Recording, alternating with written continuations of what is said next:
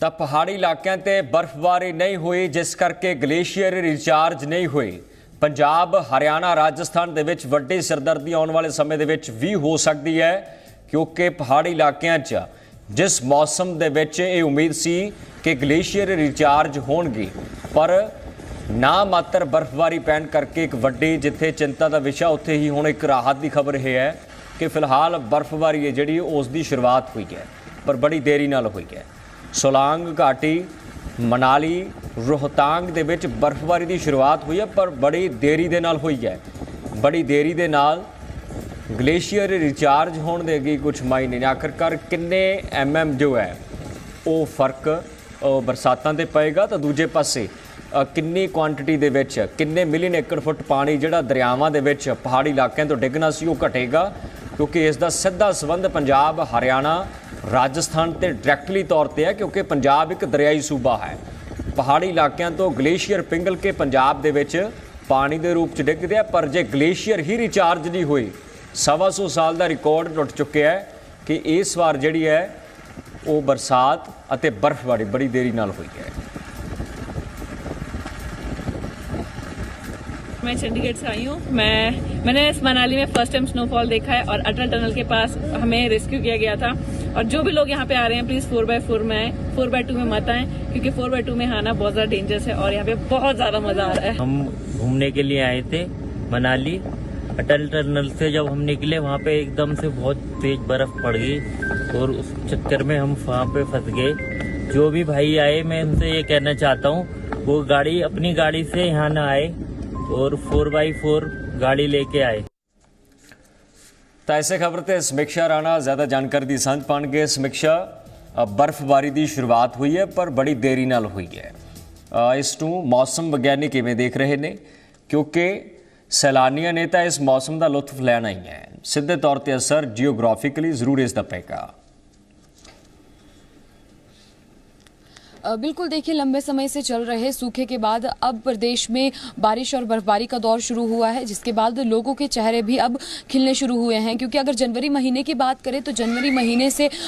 पूरा जनवरी महीना जो है वो पूरा ड्राई स्पेल गया है और दिसंबर में भी बारिशें नहीं हुई है, जिसके बाद आज 31-30 की रात को जो है वो बारिश और बर्फबारी का जो दौर है वो शुरू हो गया था। और आज भी बर्फबारी और बारिश जो है वो अधिकतर क्षेत्रों में हो रही है। रोहतांग, अटल टनल और शिमला के नारकंडा, चंबा के चुरा, तीसा, भरमौर की तरफ जो है वो लगातार बर्फबारी जो है वो हो रही है। कहीं ना कहीं उम्मीद जो है वो लगाई जा रही थी कि अब, क्योंकि लंबे समय से जो ड्राई स्पेल चल रहा था वो ड्राई स्पेल टूटे, और अब जो है वो कहीं अगर जनवरी महीने में आंकड़ों को देखें तो 100% ड्राई स्पेल गया था। लेकिन 30 की रात से जो है वो पश्चिम विक्षोभ की सक्रियता के बाद लगभग अधिकतर जो ऊंचाई वाले क्षेत्र हैं वहां पर जो है वो बर्फबारी और बारिश का दौर जो है वो शुरू हो गया है। ऐतिहासिक रिच मैदान से अभी आपको लाइव तस्वीरें दिखा रहे हैं, जहां पर बारिश और धुंध की आगोश में पूरा ऐतिहासिक रिच मैदान इस वक्त छाया हुआ है। लोगों के देखिए चेहरे इसीलिए भी खिल रहे हैं क्योंकि लंबे समय से उम्मीद कर रहे थे कि बारिश और बर्फबारी हो, ताकि जो लगातार ड्राई स्पेल के कारण अलग अलग तरह के नुकसान लोगों को झेलने को मिल रहे थे वो कहीं ना कहीं ठीक हो सकें। बागवानी के क्षेत्र के लिए ठीक हो सकें, कृषि के क्षेत्र के लिए बारिश और बर्फबारी बेहद ही महत्वपूर्ण मानी जाती है। बागवानी के क्षेत्र के लिए इसलिए महत्वपूर्ण मानी जाती है क्योंकि सेब के पौधे के लिए इस वक्त की अगर बात करें तो मॉइस्चर की काफ़ी ज़्यादा आवश्यकता होती है, और मॉइस्चर जो है वो बर्फबारी के कारण बनता है। और अभी बागवानों के चेहरे कहीं ना कहीं खिलते हुए नजर आ रहे हैं, क्योंकि बीती रात से हल्की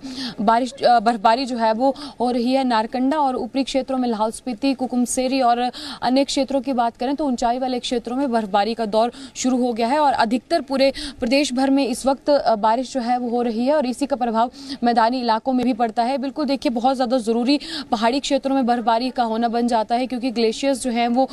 लगातार पिघल रहे हैं, जिसके कारण ग्लेशियर्स को रिचार्ज करने के लिए बेहद ही महत्वपूर्ण ये बर्फबारी है। और ऐसे में अब बारिश और बर्फबारी का दौर शुरू हो गया है। आज और कल के लिए जो है वो बारिश और बर्फबारी का जो ऑरेंज अलर्ट है मौसम विभाग की ओर से वो जारी किया गया है, जिसके बाद 2 को हालांकि पश्चिम विक्षोभ सक्रिय रहेगा लेकिन धीमी गति से चलेगा और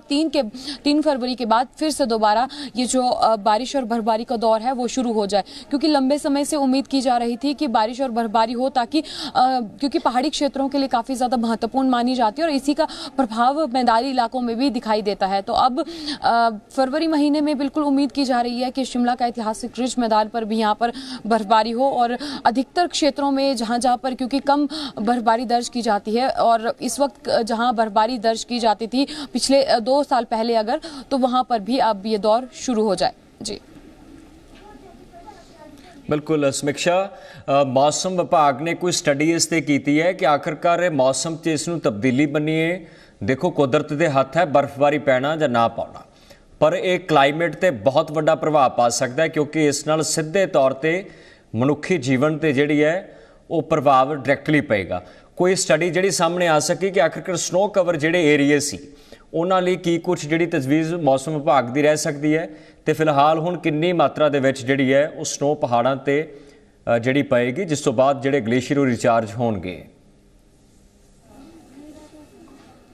देखिए, इस तरह की कोई स्टडी तो नहीं की गई है, लेकिन जो एनवायरनमेंट विभाग की एक रिपोर्ट जाती है उसमें ये ज़रूर दर्शाया गया है कि जो लगातार बारिशें हैं वो क्यों कम हो रही हैं। जो 2 साल में देखने को मिला है कि जो पैटर्न एक बर्फबारी और बारिश का रहता है वो बिल्कुल बदल रहा है। तो एनवायरनमेंटलिस्ट जो हैं वो जो एनवायरनमेंट की जांच रखते हैं वो समझ रखते हैं, उनका ये मानना है कि जो अधिक क्योंकि जिस तरह से पहले दर्ज की जाती थी कि जो बारिशें हैं वो लगातार कई दिनों तक चलती थी, लेकिन दिन के आधे समय तक वो बारिशें होती थी, लेकिन अब जो है वो बारिशों का जो पैटर्न है वो बदलेगा, क्योंकि जो बारिशें हैं वो इंटेंसिटी उसकी ज़्यादा रहेगी और दिन जो है वो इसमें कम होते जाएंगे। तो ये पैटर्न जो है वो अब कहीं ना कहीं क्लाइमेट को बदल रहा है और क्लाइमेट चेंज एक बड़ा इशू जो है वो माना जा सकता है, क्योंकि लगातार जिस तरह से देखा जा सकता है कि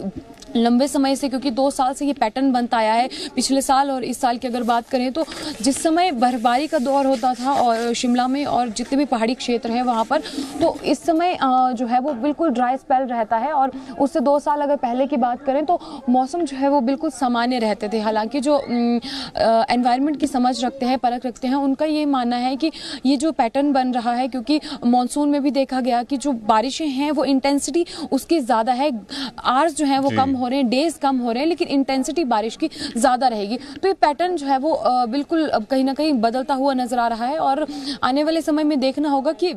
ये जो बदलता हुआ पैटर्न है वो हमारी बागवानी और अन्य क्षेत्रों के लिए किस तरह का प्रभाव डालने वाला है। जी